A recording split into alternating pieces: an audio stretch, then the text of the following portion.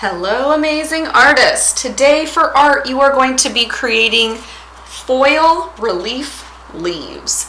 And for this project, what you are definitely going to need is some paper. I'm using just white copy paper. If you do not have that, you may use notebook paper or you can use colored paper. You will need a pencil. You will need a marker. I'm using a Sharpie. If you do not have a Sharpie, you can also use colored markers. That's another great idea for your leaves in the background. So you can use that. You will need a glue stick that you should have. You will need a pair of scissors you should have. You may also use an ink pen if you would like to use an ink pen for the small little detailed designs. I used that for like the really small areas.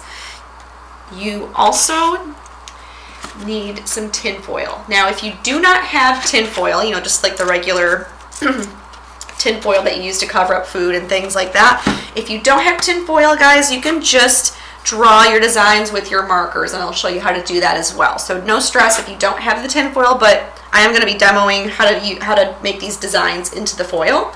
So if you have that, awesome. If not, not a big deal. And you also need some Zentangle designs to look at. So I provided some of these on that slide that you clicked on this video on. So if you don't know what Zentangles are, basically they're just patterns and designs.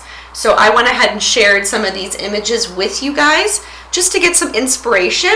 You don't have to use these designs if you don't want to. If you want to create your own designs, your own Zentangles, you can do that as well. Okay? So that's also what you need. If optional, if you have colored paper, because I cut out my leaves and I glued them to a piece of colored paper because I thought it looked kind of cool, it looked like a frame. If you don't have colored paper, not a big deal. You can just glue it right to your paper that you have. But if you do, you can use that.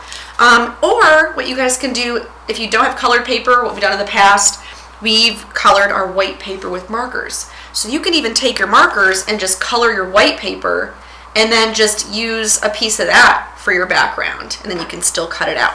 So that's another option. All right, so those are the materials that you're going to need today for your foil relief leaves. Because as you know, fall is here and all those leaves are starting to fall off those trees. So we're going to go ahead and get started. Today we're going to be focusing, the elements of art we're going to be focusing on are line, because we are going to be making lots of different types of lines in our leaves, and also shape. Texture is the biggie. That's the real big one today, because texture is how something looks or feels. And we're going to be creating texture on our foil leaves. This could also be called implied texture. It looks like it might be bumpy, but it's really flat. So that's called implied texture. So those are the elements of art we are going to be focusing on today. So before we get started, guys, I'm going to get my white paper and I'm going to get my marker. And the type of leaf that I decided to focus on today is called an aspen leaf. It's a type of tree in Colorado. I went to Colorado a few years ago and I really fell in love with those leaves. They look like they're almost sparkling. And because they're like these bright yellow leaves, are so beautiful. So that's what I chose to focus on. If you'd like, you can also collect leaves out in your yard to get inspiration from them. So I collected some leaves this morning just to kind of get some of those shapes. Or you can even use artificial leaves. I have fake leaves as well. So you can even use those. Also, aspen leaves are a little bit easier to cut out with the foil. So that's another reason why I chose to use aspen leaves. I also looked at a doily that I have. It's got different leaves on it. There's the aspen leaf right here. It's much easier to cut out. This is an oak. That's kind of hard when you're cutting with the scissors and the foil because it does tend to rip. Also, the maple leaf is a little bit tricky as well because it's really bumpy. So I just chose to keep it nice and smooth. It's a lot easier and it looks a lot neater. So before I started doing my foil leaves, I just drew some designs in the background because I liked the combination of the 2D, which is flat, and the 3D. And a relief is basically like a sculpture, but it kind of comes off the paper a little bit and makes it a little more three-dimensional. So it's kind of like a flat sculpture in a way. So I'm going to start by drawing an aspen leaf. And I'm going to start with my little rectangle shape. If you want to use a pencil first, that might be a good idea. You can kind of play around with the composition and where things are placed on your paper, because these are glued down. So if you want to, you know, do these leaves first, you can. I'm going to draw first so you guys can see. Also, for those that don't have tin foil, and basically it's just 2 curved lines.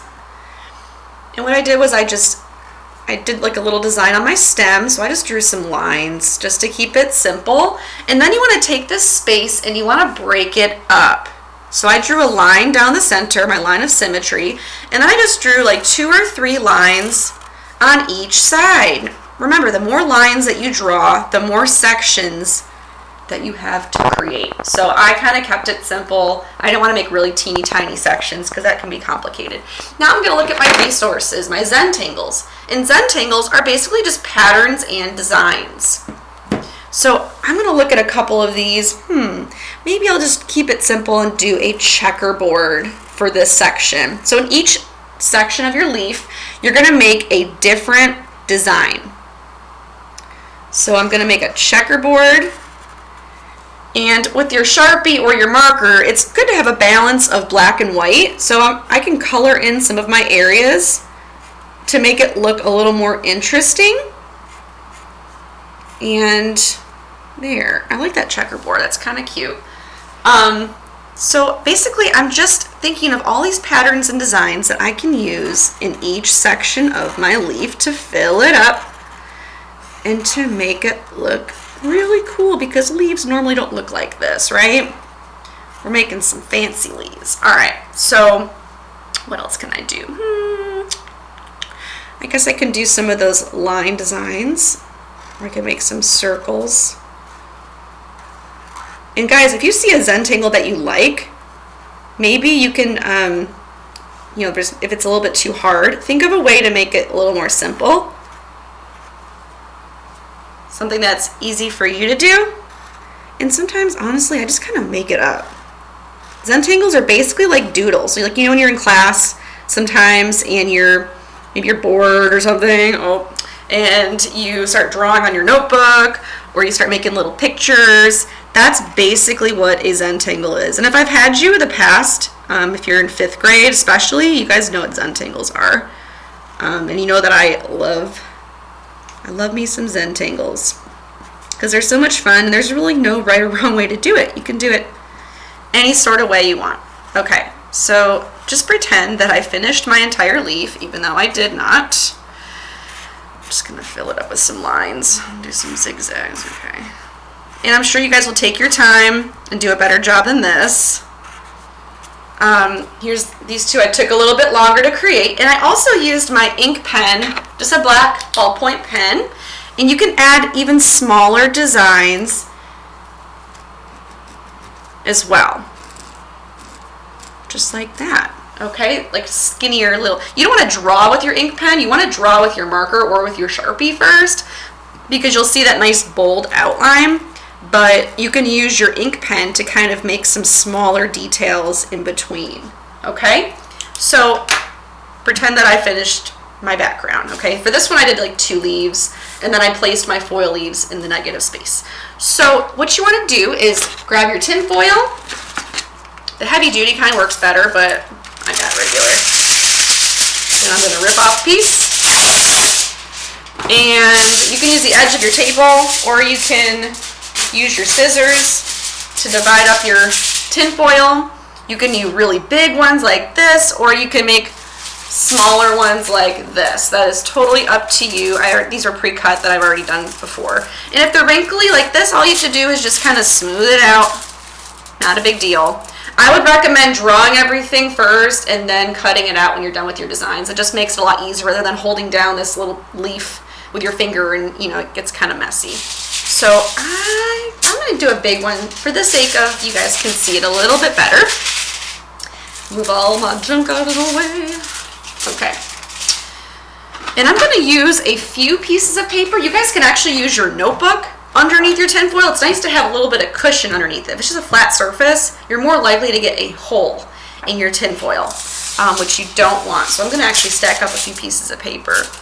And I'm using kind of like the duller side. There's a shinier side. That's the side that you want. to show on your pretty leaves. I'm gonna draw my design on the dull side, so when I'm done I can flip it over and see my cool relief design. So you guys have a choice here. You can use an ink pen to draw with, which I'm gonna use so you guys can see, or you can just use a pencil. Now don't be pushing real hard now, because what's gonna happen, what happened on mine, actually I covered it up, try to get creative and cover it.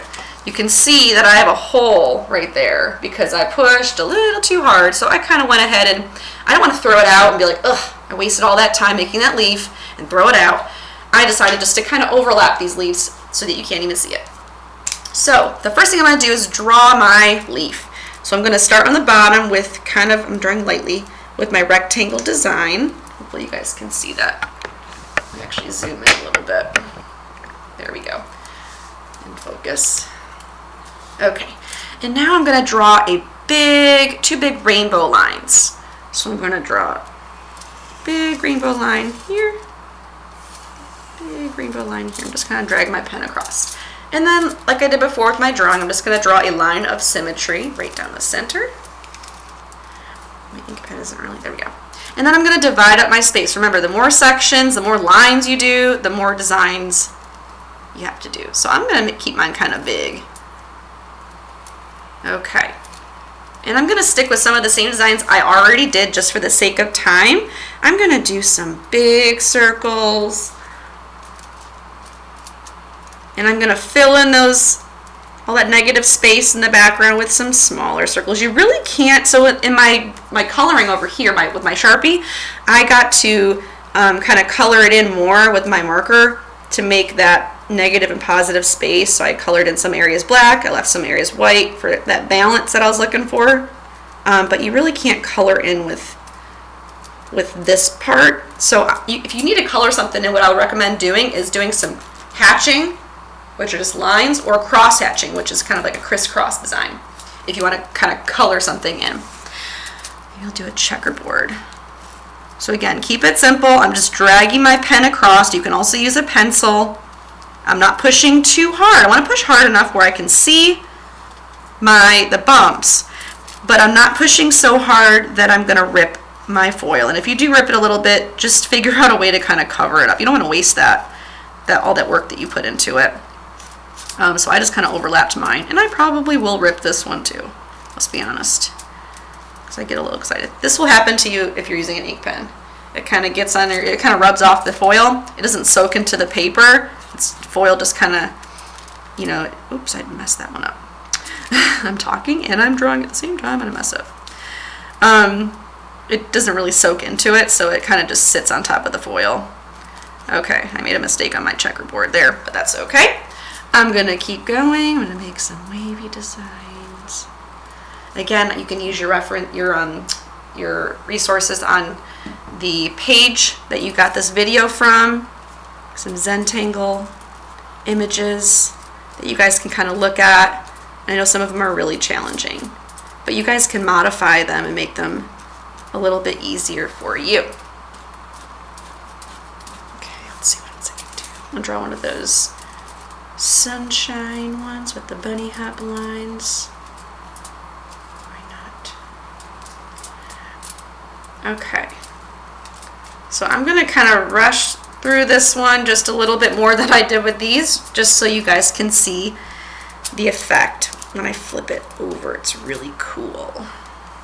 What else? I'll do some snail shells again. And if you guys like these designs, you can certainly use them on yours. I'm gonna fill up my space. Don't just draw like a little picture in each section. You wanna make sure that it's filling up each space with a different pattern. That's the whole point of doing a Zentangle. Maybe I'll do some of those mermaid, looks like mermaid scales or fish scales. They're just bunny hop lines. Okay.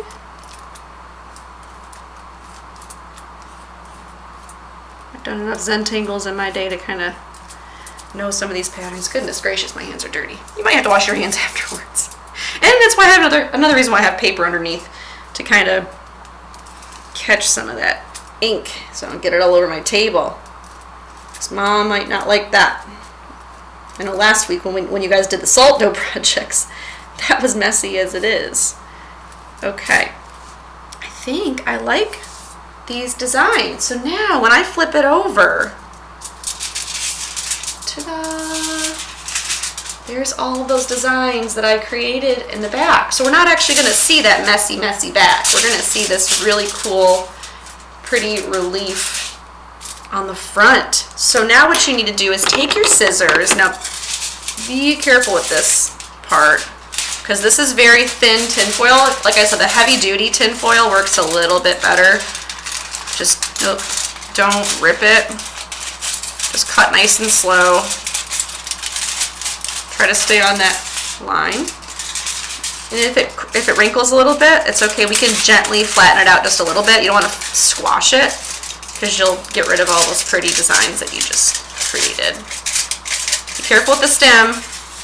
That's a tricky part. Really easy to rip that off. You can always just glue it on, I suppose. Okay, so what I did after this was I just kind of gently, I'm not even pushing hardly at all, I'm just kind of patting it. Okay, so here's my design. Then I took some scrap paper. I got my glue stick. You might get a little bit of ink on your glue stick. Not a big deal. Just kind of, don't push like you normally would with the glue stick. Just kind of like drag it across. Because you don't want to squish your relief that you just worked really hard on. Okay, and now I'm going to place that on my scrap paper or whatever paper you have. You can, like I said, you can also take your white paper and you can color on it, and then you can glue your leaf to that and cut it out so you have some kind of color around it. Or you don't have to do this part at all. I just think it's easier to put on the paper when it has a backing to it, and also it gives it a little bit of a pop of color. All right, so I'm gonna cut. I'm leaving like a tiny little edge, like a bubble around my leaf.